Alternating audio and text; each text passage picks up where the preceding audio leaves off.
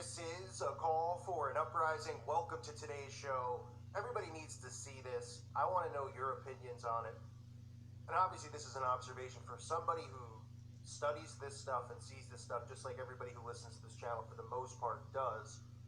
James Van Der Beek is an actor. He was on the TV show Dawson'S Creek. And he's currently on the television show, or was currently on the show, Dancing with the Stars, which in America has become a very popular show. Don't ask me why anybody wants to watch this, but they do. And recently, before he was eliminated, his wife had a miscarriage. Now, obviously, that's something that can really occur in real life. Obviously, if you look at the statistics of people who are having miscarriages now, it's very frightening, the amount of people. Of course, nobody's suspicious of that, by the way, and that has a lot to do with vaccinations, chemtrails, chemicals, and all that.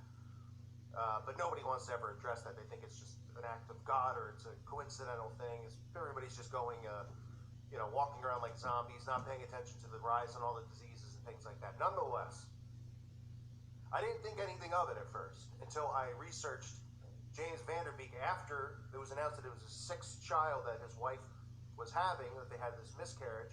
He stayed on the show even though it had happened that weekend. And there was a lot of eerie things surrounding his performance, surrounding his background, his faith in the Kabbalah. And you can listen to his interview here where he even says, wherever, my child goes in this world beyond, or whatever he's saying, you can listen for yourself. And his wife, Kimberly, had suffered a miscarriage over the weekend. My wife Kimberly and I went through every expectant parent's worst nightmare. We lost the baby.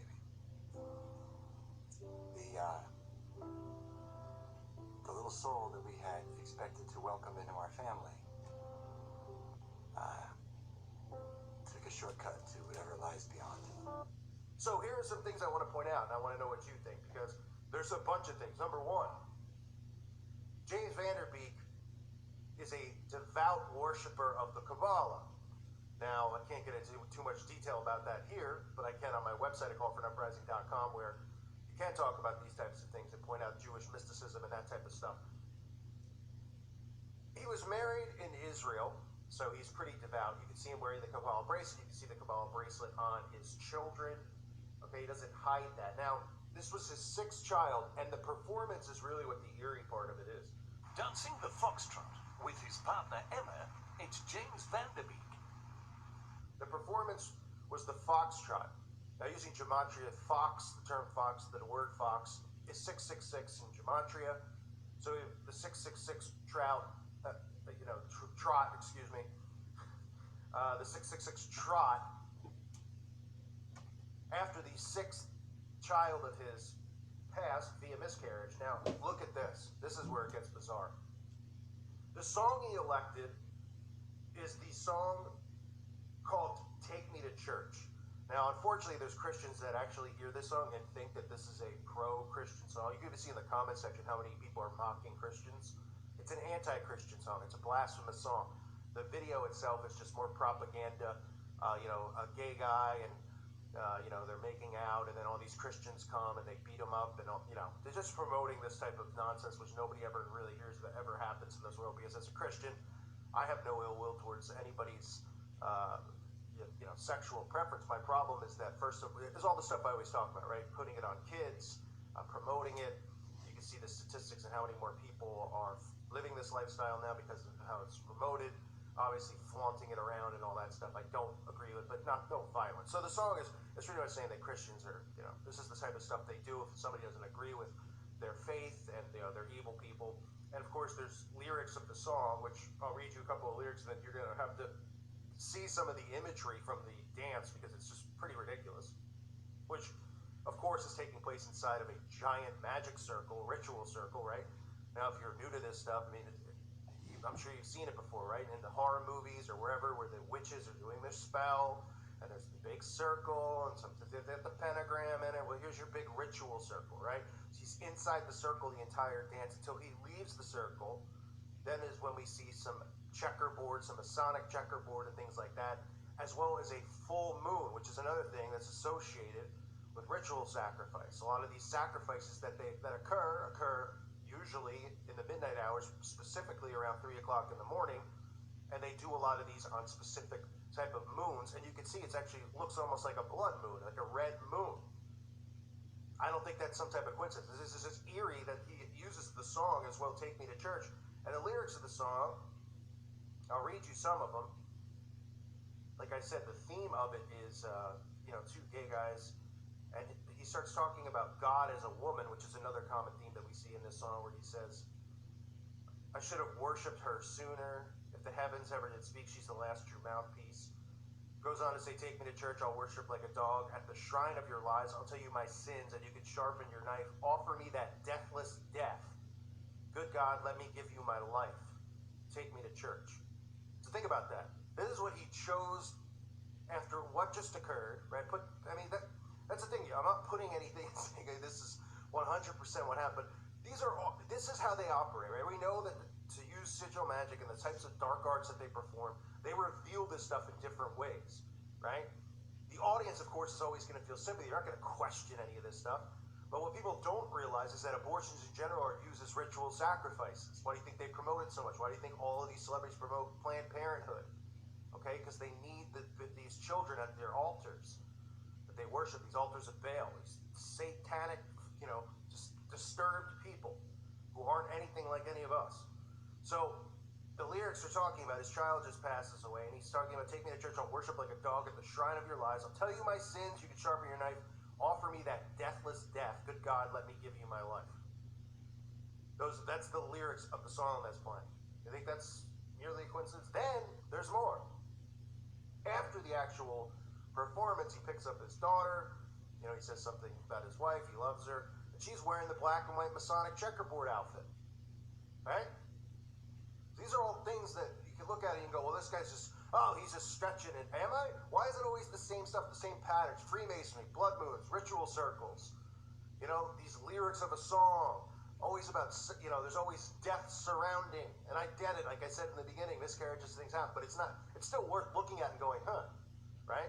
Because don't be surprised if James Van Der Beek has some type of revival of his career, because the guy hasn't been in a thing since Dawson's Creek that anybody remembers, and most of you probably don't know what Dawson's Creek even is. Dawson's Creek was like a TV show, like Party of Five or 90210 type of show. A little less, it wasn't like a Melrose Place kind of thing, but it was a show in the 90s. And since then, he hasn't done much. He comes on the show now. Obviously, the celebrities that go on the show aren't real celebrities. I mean, they're like, celebrities who are like wandering around, have nothing to do, and then, they get athletes and stuff.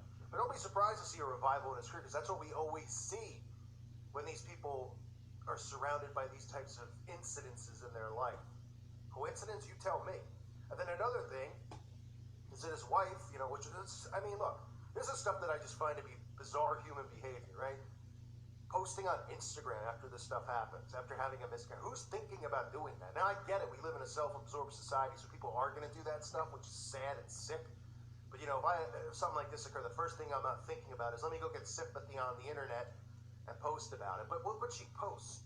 She posts a picture of a healing altar. So they have a healing altar, which is just more magic and mysticism, right? Which is exactly what the Kabbalah teaches. So look at all these things and put them together, and I'll recap. And you tell me what you think in the comment section below. Now, this is Hollywood. This is how this stuff works.